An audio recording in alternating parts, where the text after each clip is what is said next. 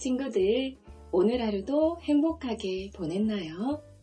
선생님이 어릴 적 11월 17일에 첫눈이 왔던 기억이 나요. 이제 벌써 가을이 가고 겨울이 올 준비를 하고 있는 것 같아요. 오늘도 따뜻한 엄마 품에 기대어 오목단지 이야기 세상 속으로 들어가 볼까요? 첫 번째 이야기, 손톱 먹은 쥐. 옛날에 한 선비가 글 공부를 하려고 산속에 있는 절에 들어갔어. 선비는 방에 틀어박혀 오로지 글만 읽었어. 그러던 어느 날 밤, 방 안에 쥐 한 마리가 뽀르르 들어왔어. 쥐는 한참 동안 선비를 바라보다가 다시 쪼르르 가버렸어. 그러더니 매일매일 선비를 찾아오는 거야. 혼자서 외로웠는데 너라도 와주니 반갑구나. 선비는 쥐에게 먹다 남은 밥알을 주었어. 하지만 쥐는 거들떠도 안 봤어. 하루는 선비가 손톱 발톱을 깎고 있었어. 그런데 쥐가 뽀르르 다가오더니 그걸 날름 먹는 게 아니겠어? 허허, 별일도 다 있군. 그때부터 선비는 손톱 발톱을 자르면 일부러 방구석에 놔두었어. 그러면 쥐가 냉큼 달려와 오물오물 잘도 먹었지. 그러기를 1년쯤 지났을까? 어느 날부터 쥐가 나타나지 않는 거야. 선비는 궁금하기도 하고 괜스레 섭섭한 마음도 들었어. 고놈이 어디로 갔을까? 절간 구석구석 샅샅이 뒤져봤지만 쥐는 어디에도 보이지 않았단다. 또다시 1년이 지난 뒤 선비는 마침내 글 공부를 끝내고 집으로 돌아갔어. 식구들은 잘 있을까? 빨리 보고 싶구나. 선비가 활짝 웃으며 대문을 열었는데 이게 어떻게 된 일이야? 자기랑 똑같이 생긴 사내가 대청마루에서 부채질을 하고 있지 뭐야? 선비는 깜짝 놀라 소리를 질렀지. 내 놈은 누구냐? 그러자 사내도 쥐지 않고 큰 소리로 맞받았어. 그러는 너는 누군데 남의 집에 와서 행패냐? 티격태격하는 소리에 식구들이 달려왔어. 아니, 이럴 수가? 똑같이 생긴 사내 둘이 싸우고 있으니 식구들은 입이 쩍 벌어졌어. 쭉 찢어진 눈에 넓적한 턱, 수염 한 올까지 똑 닮았으니 누가 진짜인지 알 수가 있나? 아내는 진짜를 가리려고 문제를 냈어. 우리 집 숟가락이 모두 몇 개예요? 진짜가 자신있게 말했어. 식구가 5이니 5개지. 그러자 가짜가 이러는 거야. 어젯밤에 내 숟가락이 부러졌으니 4개가 맞지. 아내가 또 문제를 냈어. 우리 집 항아리와 낫은 몇 개예요? 진짜는 말문이 막혔어. 살림살이라고는 아는 게 없었거든. 가짜는 척척 대답만 잘했지. 허허, 항아리는 10개, 낫은 5개 아닌가? 이제 마지막 문제예요. 내 발바닥에 큰 점이 있는데 그것이 왼쪽에 있습니까? 오른쪽에 있습니까? 진짜는 우물쭈물, 가짜는 냉큼 답을 댔지. 왼쪽에 있지. 그거 참 쉽네 그려. 아내는 활짝 웃으며 가짜더러 말했어. 당신이 제 남편이네요. 진짜 선비는 눈물을 흘리며 돌아설 수밖에 없었단다. 선비는 이리저리 떠돌다 아버지 무덤을 찾아갔어. 무덤에 절을 하는데 눈물이 왈칵 쏟아졌지. 가족도 나를 못 알아보는데 살아서 무엇한단 말인가.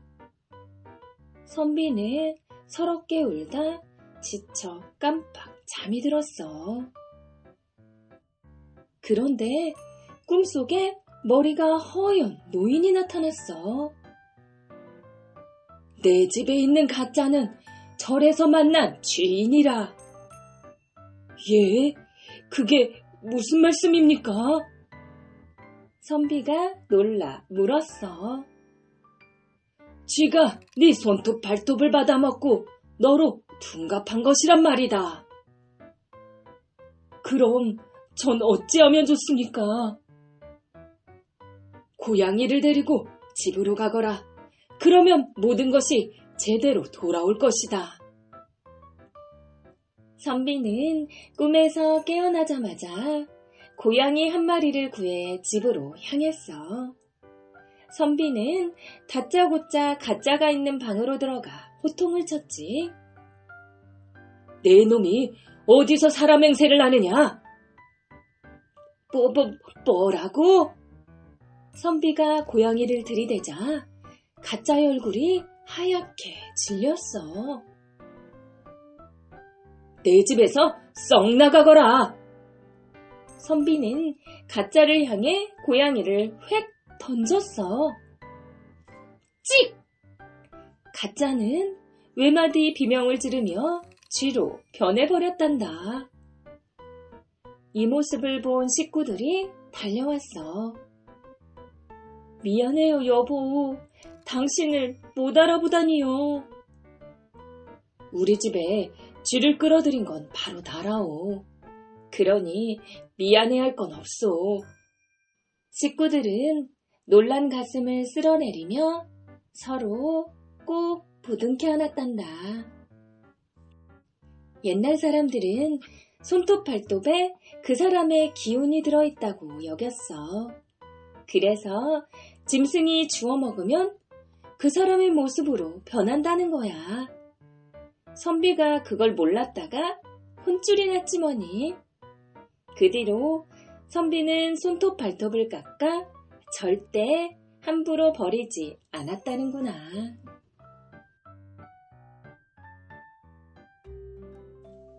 두 번째 이야기, 여우 누이. 첫째도 아들, 둘째도 아들, 셋째도 아들, 아들만 셋을 둔 부부가 살았어. 예쁜 딸 하나만 낳게 해주세요. 부부는 낮이고 밤이고 빌고 또 빌었어. 그런데 백령 묵은 여우가 이 모습을 보았지. 내가 저 집 딸로 태어나야겠다. 여우는 매섭게 눈을 번뜩였어. 1년 뒤 부부는 곱디 고운 딸을 낳았어. 부부는 날마다 싱글벙글 막내딸을 아주 예뻐했지. 새 아들도 하나뿐인 누이를 무척 귀여워했어. 어느새 10년이 지났어. 그즈음 자꾸 이상한 일이 일어났어. 글쎄, 밤마다 소가 한 마리씩 죽는 거야. 큰아들과 작은아들이 번갈아 외양간을 지켰어. 하지만 쏟아지는 졸음을 참지 못하고 깜빡 잠이 들곤 했지. 퍼뜩 일어나 보면 그새 소가 죽어 있었어. 하루는 막내 아들이 외양간을 지켰어. 막내 아들은 구석에 숨어 소들을 지켜보았지. 졸릴 때마다 허벅지를 꼬집어가면서 말이야. 그러다 새벽이 되었어. 누이가 스르륵 방에서 나와 훌떡훌떡 제주를 넘더니 여우로 변했어. 여우는 소 뱃속에 손을 쑥 집어넣어 간을 쏙 빼먹고는 방으로 들어갔지. 다음날 아침 막내 아들은 자기가 본 대로 얘기했어. 하지만 아버지는 믿지 않았어. 네가 형들처럼 졸다가 꿈을 꾼 거겠지. 아닙니다. 제가 분명히 보았습니다. 막내 아들이 아무리 말해도 소용없었어. 아무래도 네가 누이 동생을 샘내나 보구나. 그따위 거짓말을 하려거든 이 집을 나가거라. 아버지는 화를 내며 막내 아들을 내쫓았어. 막내 아들은 이리저리 떠돌았어. 그러던 어느 날 바닷가에서 아이들이 자라를 잡아가지고 노는 모습을 보았어. 그런데 자라가 눈물을 뚝뚝 흘리는 거야. 얘들아, 돈을 줄 테니 자라를 내게 주렴.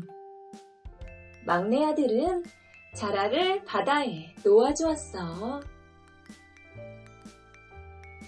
막내 아들이 바닷가를 걷고 있는데 갑자기 바다가 쩍 갈라지더니 웬 청년이 나타났어. 저는 용왕의 아들입니다. 자라로 변했던 누이 동생을 구해주셔서 감사합니다. 용왕의 아들은 막내 아들을 용궁으로 데려가 잘 대접해 주었어. 막내 아들은 용왕의 딸과 결혼해서 행복하게 잘 살았어. 하지만 마음이 계속 무거웠지. 부모님과 형님들은 잘 계실까? 막내 아들은 집에 가보기로 했어. 용왕의 딸은 막내 아들에게 병 3개를 주었어. 서방님, 위험할 때마다 이 병들을 던지세요. 막내 아들은 병들을 챙겨서 집으로 향했어. 집에 돌아온 막내 아들은 소스라치게 놀랐어. 부모님과 형님들은 보이지 않고 집은 금방이라도 무너질 것 같았어. 오라버니, 어서 와. 갑자기 누이가 나타나 막내 아들의 손목을 덥석 잡았어. 오라버니, 내가 밥 해줄게. 얼른 들어와.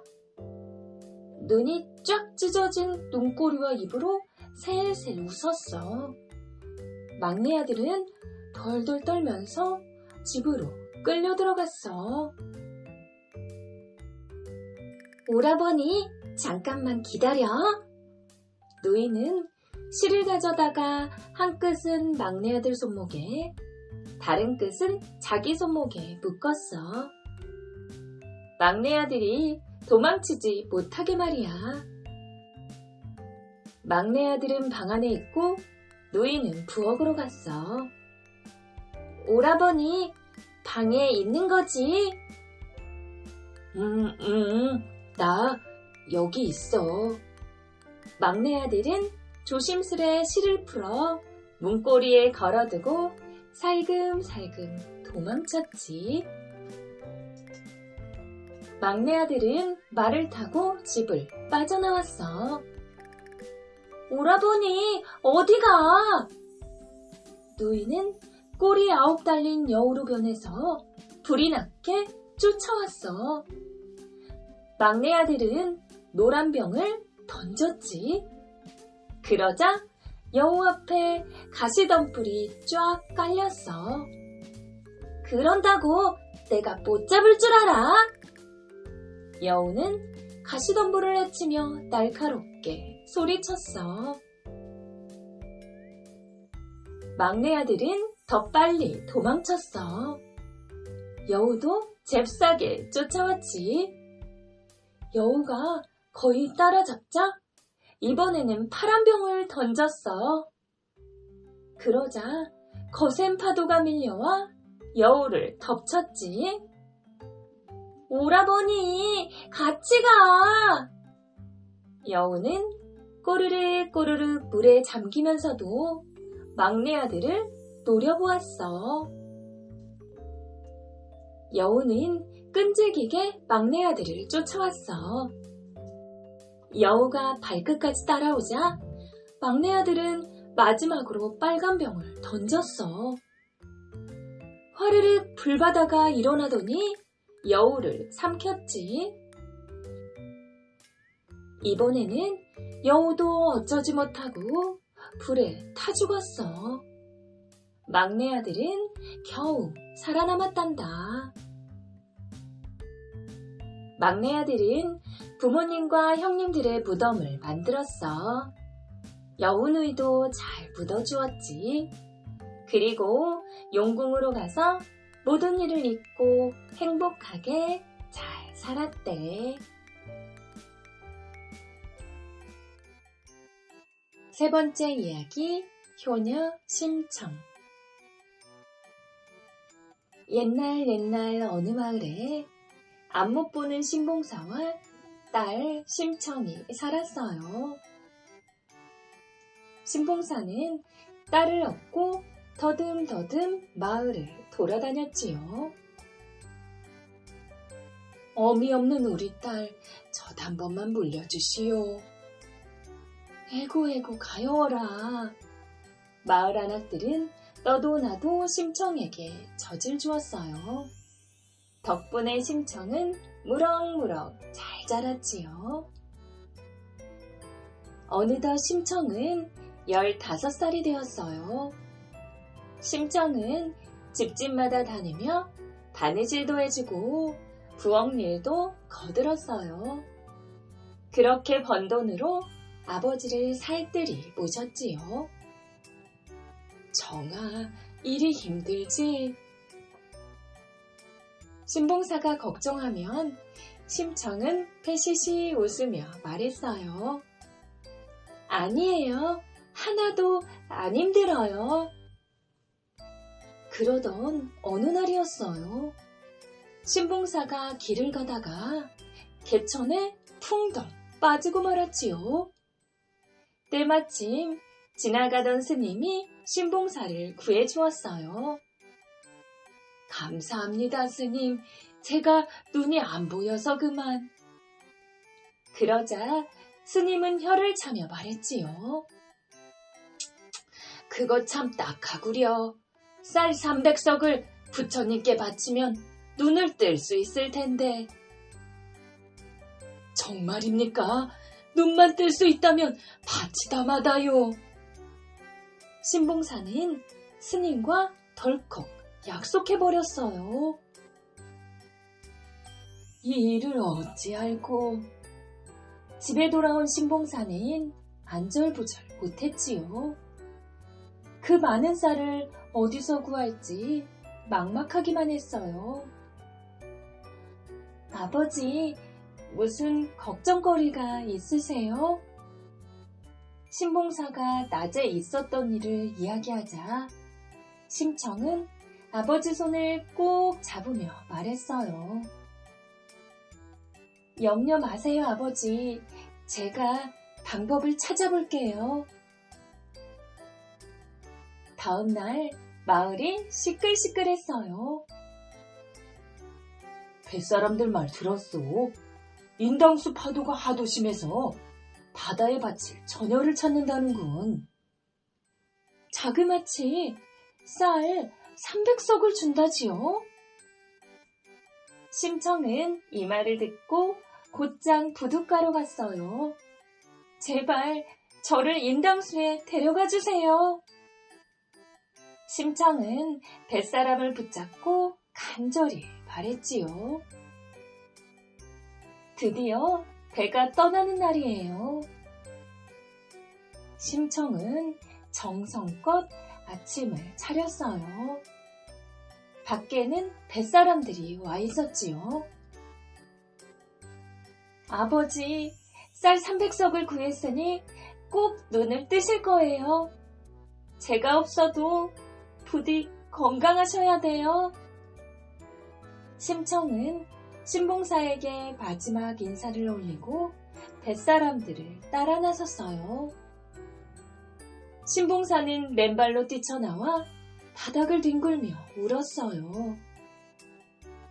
정아, 가기는 어딜 가느냐? 너 죽고 나 돈 뜨면 그게 무슨 소용이란 말이냐? 그 모습에 뱃사람들도 울고 마을 사람들도 울었어요. 심청을 태운 배는 흘러 인당수에 다다랐어요. 갑자기 맑은 하늘이 컴컴해지더니 쏴쏴 빗줄기가 내리쳤지요. 거센 파도에 배는 금방이라도 뒤집힐 것 같았어요. 심청은 바들바들 떨리는 두 손을 모아 빌었지요. 비나이다, 비나이다. 우리 아버지 눈을 뜨게 해주소서. 그리고 시퍼런 인당수에 풍덩 뛰어들었어요. 차디찬 바닷물이 심청을 집어삼켰지요. 심청은 깊은 물속으로 점점 가라앉았어요. 눈앞에 가물가물 아버지 얼굴이 보였지요. 아버지. 심청은 그만 정신을 잃고 말았어요. 심청이 한참 만에 정신을 차리고 보니 눈앞에 용왕님이 앉아 있었어요. 정아, 네 효심이 참 지극하구나. 내가 때를 보아 널 바깥 세상으로 보내주마. 그때까지 아무 걱정 말고 푹 쉬거라. 얼마 뒤 인당수 위에 커다란 연꽃이 떠올랐어요. 마침 지나가던 뱃사람들이 연꽃을 보았지요. 이야, 어쩜 저리도 크고 아름다울까? 뱃사람들은 조심조심 연꽃을 건져서 임금님께 바쳤답니다. 임금님은 연꽃을 연못에 띄워두고 날마다 바라보았어요. 그러던 어느 날 연꽃잎이 활짝 열리더니 아리따운 심청이 나타났어요. 분명 하늘이 보낸 사람이로다. 임금님은 심청을 왕비로 맞이했어요. 심청은 왕비가 되어서도 늘 아버지 걱정뿐이었어요. 하루는 심청이 달을 보며 우는데 임금님이 물었지요. 무엇 때문에 그리 슬피 우시오? 심청은 그동안의 일을 임금님께 이야기했지요. 아버지가 눈은 뜨셨는지 어찌 지내시는지 알 길이 없어 마음이 답답합니다. 임금님은 심청을 따뜻하게 위로하며 말했어요. 안못 보는 사람들을 모두 불러 잔치를 벌입시다. 아버님이 아직 눈을 뜨지 못했다면 꼭 만날 것이요. 그리하여 궁궐에 잔치가 열렸어요. 하지만 신봉사는 보이지 않았지요. 심청은 애타게 궁궐문만 보고 또 보았어요. 잔치가 끝나갈 무렵 마침내 신봉사가 궁궐로 들어섰어요. 심청은 신봉사를 보고 한달음에 달려갔지요. 아버지! 설마 이 목소리는 정의가 아니냐? 신봉사는 딸의 얼굴을 확인하려고 보이지도 않는 눈을 부릅떴어요. 바로 그 순간 신봉사의 눈이 번쩍 떠졌어요. 보인다 보여. 내 딸 청이가 보이는구나. 신봉사와 심청은 눈물을 흘리며 얼싸안았어요. 그 뒤로 심청은 아버지를 모시고 오래오래 행복하게 잘 살았답니다. 친구들, 옛날 이야기 재미있게 잘 들었나요? 오늘 하루도 마음 가득 따뜻한 하루 되세요.